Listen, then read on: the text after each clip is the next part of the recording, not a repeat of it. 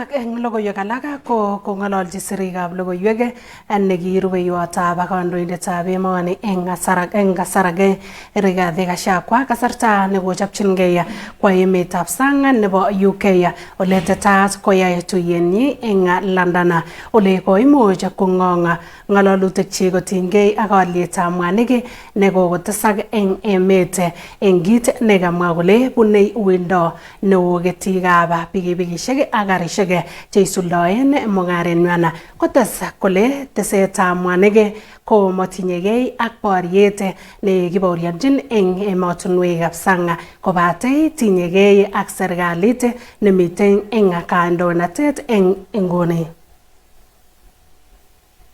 I have, on the request of Kenyans, decided to say one or two things as to what is happening in the country before I depart for London, where I'm scheduled to have some meetings. And as I leave, I do share the pain of Kenyans. Kenya is staring at a serious crisis arising from the new prices of petrol, diesel that have been announced yesterday. And the ripple effect of what has happened is that starting tomorrow, matatus will increase their fares, buses will increase their fares, border riders will increase their charges because most industries use diesel. Consumer products will go up, and Kenyans in anguish. As we speak, many roads are empty. Kenyans are not able to fuel their vehicles, and we are staring at a national crisis, and things are very bad. And what we must tell the people of Kenya, the crisis that we face of increased prices for fuel has nothing to do with international challenges. It has nothing to do with the war in Iran. It has nothing to do with increased oil prices in the world. As I said the last time I talked about fuel, the crisis that we face is one of state capture and conflict of interest, where President William Ruto and Gulf Energy are the ones doing the business of fuel importation, and they have topped up too much profit to fleece the people of Kenya.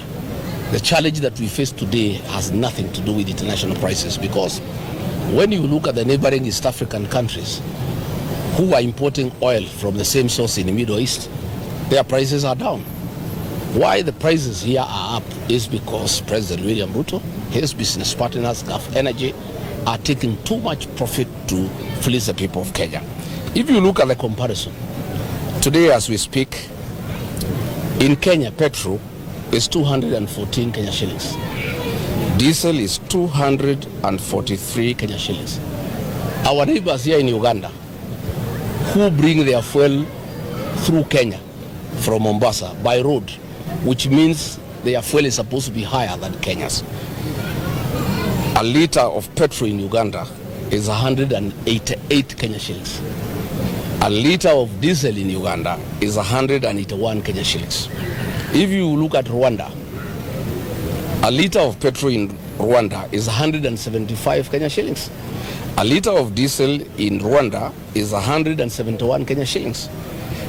Our neighbors here in Tanzania, a little bit higher but way below Kenya. A liter of petrol in Tanzania is 204 Kenya shillings, while a liter of diesel is 210 Kenya shillings. In Ethiopia, a liter of petrol is 138 Kenya shillings, while that of diesel is 149. That tells you clearly that this problem is not international. Our neighbors are getting fuel from the same source, and their fuel is supposed to be cheaper than ours because their fuel comes through Kenya, and they have to pay extra money to get tankers from Mombasa through Nairobi to Kampala, through Nairobi to Rwanda.